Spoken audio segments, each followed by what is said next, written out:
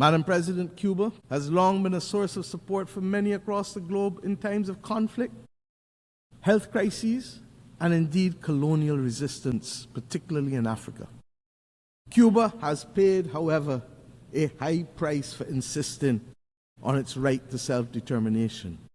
And again, yet again, we must be prepared to engage in dialogue in order to stop the disproportionate suffering and the deprivation that is being inflicted on the Cuban society by what is now globally seen to be an unjust embargo and other unilateral coercive measures. Barbados, my friends, reiterates its call for the end of the embargo and the removal of Cuba from the list of state sponsors of terrorism. This is unjust. What is even more, in the Caribbean Sea, we're now seeing a shocking violation of a hemispheric understanding that the Caribbean be treated as a zone of peace. There has been a build-up in military assets in the last few weeks in the Caribbean by both sides, by the United States of America and by Venezuela. We believe that any such build-up could occasion just an accident.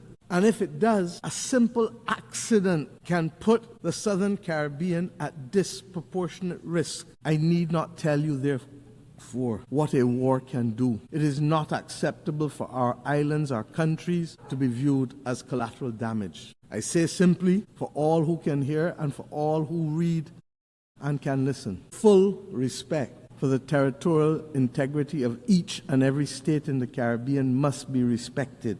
And that includes all states. Almost all wars end as a result of dialogue.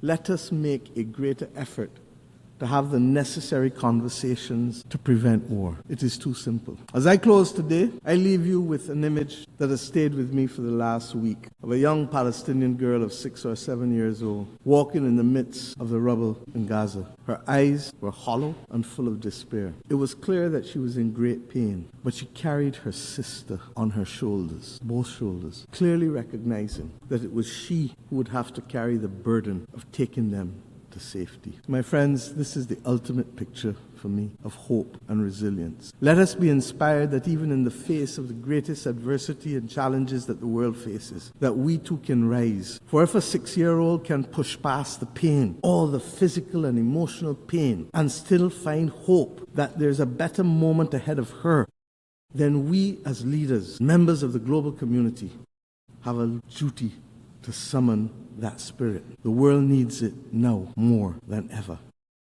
It is not beyond us to forge a better world that is fair and just.